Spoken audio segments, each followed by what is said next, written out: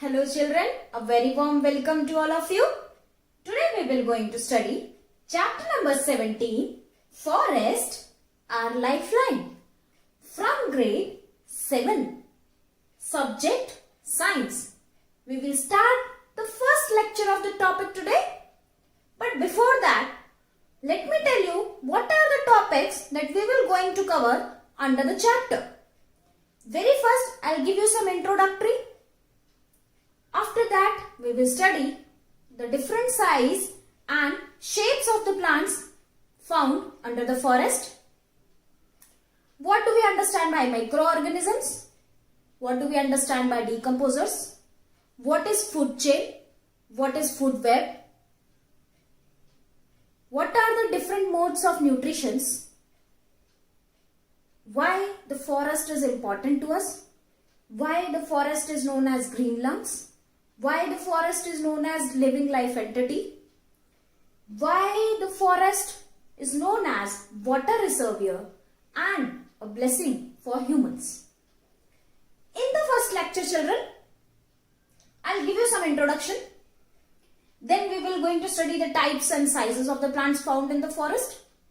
Then we will have a look over the oxygen and carbon dioxide cycle between humans, animals and the plants trees. Then we will study why the forest is known as green lungs and water reservoirs. Starting with the topic, children, if you had visited the forest, you must have seen different types and kinds of plants and trees. There, children, the shape and the size is also different for the plants. There are small plants, there are medium range plants, there are giant and tall trees. The animals also found in different shapes and sizes like small insects, medium range grazing plants, animals. Then the animals which are hunting the grazing animals. Depending upon it, the forest also found to be grown from last many years. Why is it so, children? Because whenever the animals dwell around in the areas,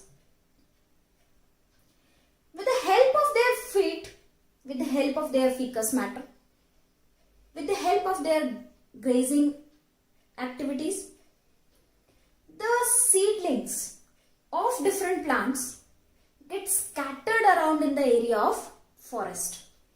Hence, new generation of plants and trees take birth after every season to season. Hence, the forest grows and scatter in a huge area. You must have seen in the news about the Amazon jungle. That is very huge, children. Very, very huge. Millions and billions of animals are dependent in that type of forest. Hence, here, children, different plants and trees are found under the forest. So let's have a look at the first topic, types and size of plants.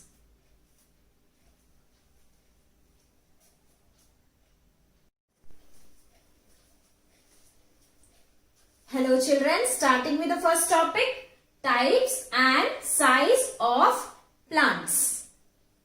There are mainly three types of plants found in the nature: herbs, shrubs and the trees. Herbs are those plants, children, which have branches, leaves, flowers and the fruits. they do not have any woody tissue. For example, the field plants like paddy, jowar, bajra, etc. Next we are having shrubs. Shrubs are those plants which are of medium range, 10 to 15 meter of length. Mainly the garden plants that we are having, example, tulsi plant, lemon tree, rose plants, etc. Next we are having trees. Trees are very lengthy. Example, neem, sal, teak, etc. These trees are having very long woody branch, that is known as the main branch, that is known as the stem of the tree, with many sub-branches in connection to the stem. Also it have the crown of leaves, fruits, flowers over the branches. Depending upon these three, let's see what kind of climate we find inside the forest. So here is a picture I had drawn to show the climatic conditions and the forest conditions. Let's have a look over here. There are three types of plants I had drawn: the giant trees, the middle range plants, and the ground plants. The giant trees, children, form a horizontal range of the crown of its branches and flowers, which is known as canopy. The middle range plant form another horizon of understories. The crown formed due to the 10 to 15 meter of range plants is known as understories. Next we are having the floor of the forest, that is formed by the herb plants, that is the shorter range plants, grasses, creepers, climbers, the dead fallen leaves, petals, flowers, twigs, branches of the trees, also the dead and decaying matter of many other organic things, form the floor of the forest, which is known as forest floor. Children, the floor of the forest is warm in nature. Why is it so? When the sun gives out the sun rays over the forest, due to the presence of different horizontal ranges, the sun rays get filtered through this and finally reaches its floor, making the conditions warm and favorable for the germination of new seedlings, new plants, new saplings.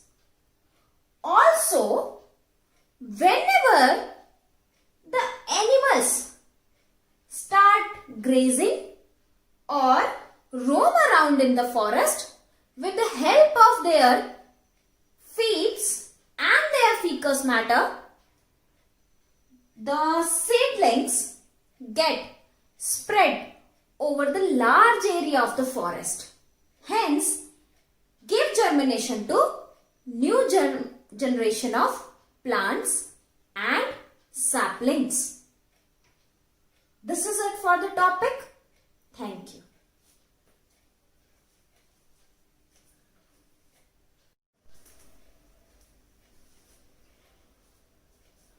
Children, you are observing a question written over here. Why the forests are known as green lungs? As you are aware, children, during the photosynthesis process, the plants and the trees gives out oxygen and take in carbon dioxide from the atmosphere, making the environment pure and favorable for humankind and other animals. Let's have a look.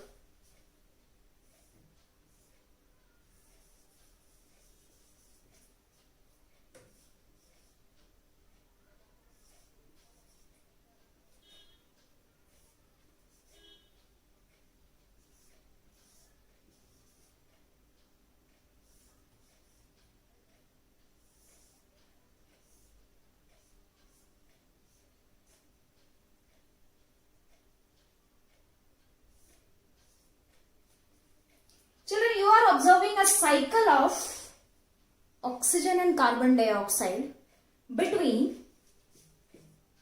plants and humankind and animals.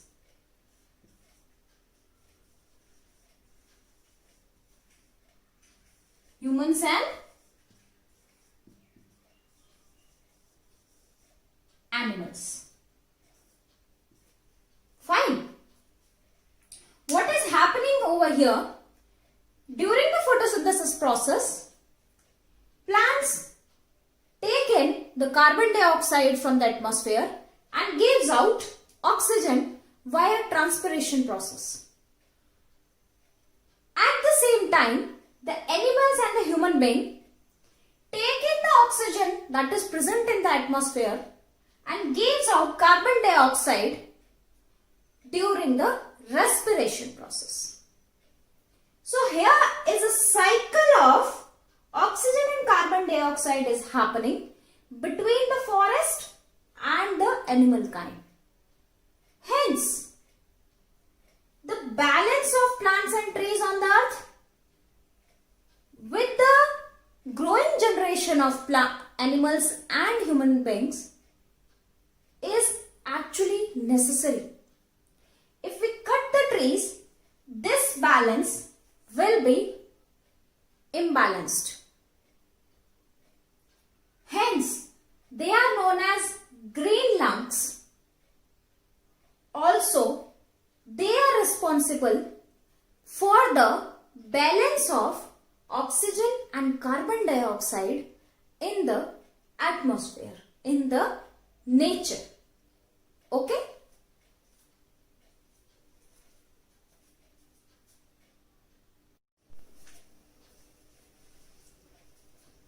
Having a look over the next question, why the forests are known as water reservoirs.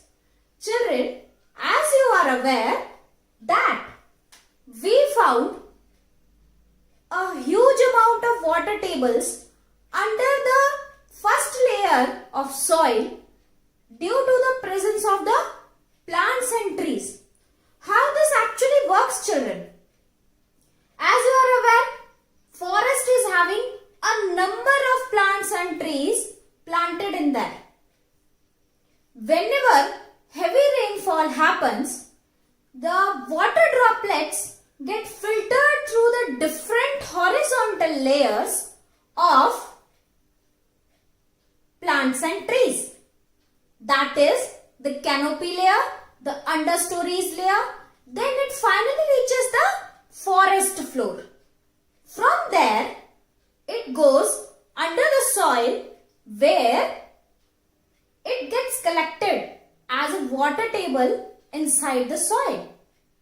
And these water reservoirs are actually utilized by the animals and the humankind for their life survival. On the surface of earth, we are having different water reservoirs like lakes, ponds, etc. There, the life survival of animals takes on a smooth basis, and with the help of water tables, the humankind utilizes it for their domestic and drinking purposes. That filtered water is actually consumed by whom? The plants and the trees that are present under the forests. Hence, we can say that the forests act as water reservoirs for the humankind and animals. Thank you.